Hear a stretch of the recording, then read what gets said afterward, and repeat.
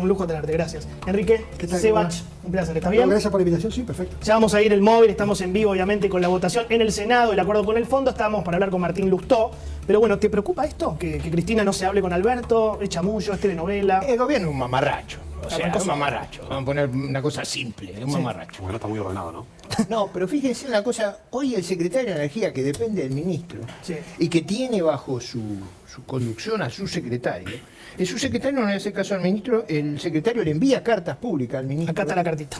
Y ninguno de los tres puede explicar de dónde vamos a sacar el gas. Claro. Hoy el secretario, para la gente que no lo vio, de Energía, acá está la cartita, dijo, nos quedamos sin gas. Ahora, ¿no? Para marzo. Es un empleado Por un poco una- rebelde igual, porque Martínez. digo, ya lo habían con la Secretaría de Energía en general, porque ya lo habían querido remover en otro momento para cambiar un poco la estrategia y no pudo Guzmán, digamos. Fue el primerito. No, pero esa idea es que en lugar de ser...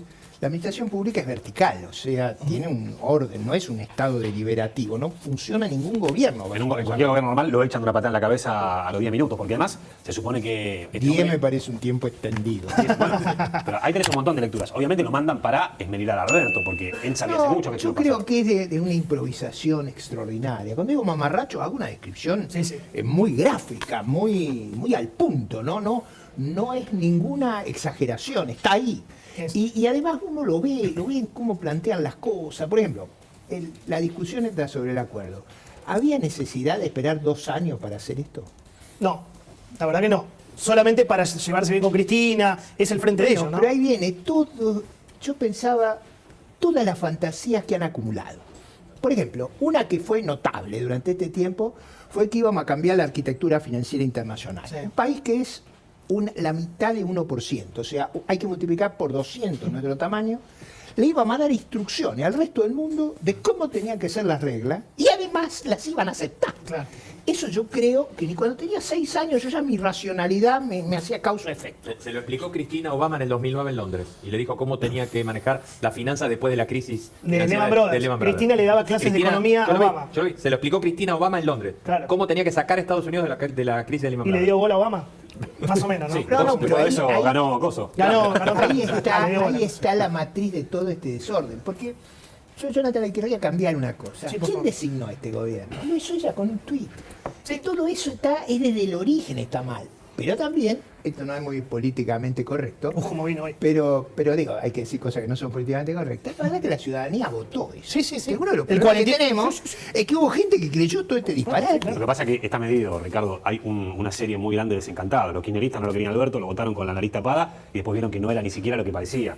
Entonces hubo un Con desencanto este muy grande, gobierno. Con este gobierno, obviamente. Tremendo. Pero yo creo que en el fondo, Ningún toda kirchnerista la lo quiere Alberto. fantasía, toda esa fantasía, la idea de griega, todo eso es una mala lectura. Los economistas lo llamamos un problema de identificación. En realidad, ellos tuvieron una época, como dice Cristina, bastante buena, que no tenía nada que ver con lo que ellos hacían. No, era la Eran soja. circunstancias que permitían una holgura extraordinaria. Entonces, en ese contexto, se creyeron cosas que no son ciertas. Claro. Pero no solo los votantes, ellos también. Claro. Por eso tienen esa, a ver, es un término marxista, esa suerte de alienación. Qué fuerte esa De palabra, en boca de un alienación, liberal. Ricardo, por favor. Alienación. ¿Qué te pasó? Pero de Groucho, ¿En qué te has más. transformado, Ricardo?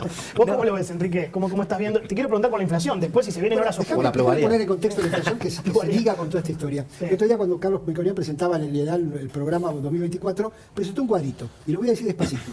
En los últimos 80 años, salvo los 10 años de la convertibilidad y los 3 años de Kirchner, los primeros 3 años de Kirchner, Sí. la inflación promedio anual de la Argentina fue 145%.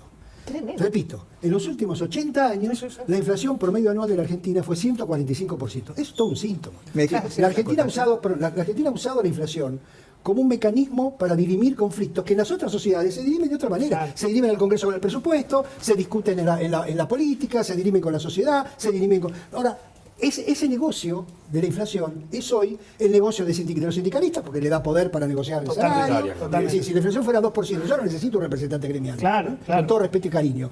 Y además es un negocio de empresarios, es un negocio de una sociedad que recién ahora se empieza a dar, porque en los momentos importantes se da cuenta que la inflación es un impuesto enorme y que este gobierno no va a bajar ese impuesto. Porque en los países que ese impuesto bajó porque le pasaron la responsabilidad de la inflación al Banco Central. Mientras la responsabilidad de la inflación la tenga el secretario de Comercio y haciendo acuerdos, vas a saber de qué. No sirve esto lo de la guerra de mañana. 145% anual. Se ríe, ¿Te das cuenta? La guerra. ¿Qué es la guerra? No sabemos. La guerra sí, son acuerdos de precio, algún precio. O sea, es lo mismo de siempre. Déjamelo poner así. Puede ser que para algún subconjunto de productos, 5 alimentos, 4 bebidas, ¿sí? Pueden hacer un acuerdo y decir, bueno, este precio no sube más. Pero por supuesto, pero la Argentina no va a salir de esta historia hasta que no haya una reforma en serio. Una pregunta rápida en relación a eso, porque digo, anunciaron la guerra con un número que nosotros sabemos que viene con 20% de gas, 20% de electricidad, claro. 9% de combustibles que se anuncia ahora. El primer resultado de la guerra va a ser que perdés por goleada. No, pero que además, Santiago, la inflación es funcional, no cierra el déficit si no tenés esa inflación. Le licúa el gasto ahí. No solamente, o sea, la inflación te infla los ingresos y te licúa el gasto. Como los ingresos están atados a la inflación del momento, porque vos vendés y suben los precios. Pero el gasto está atado a la inflación pasada, porque la jubilación se ajusta para atrás.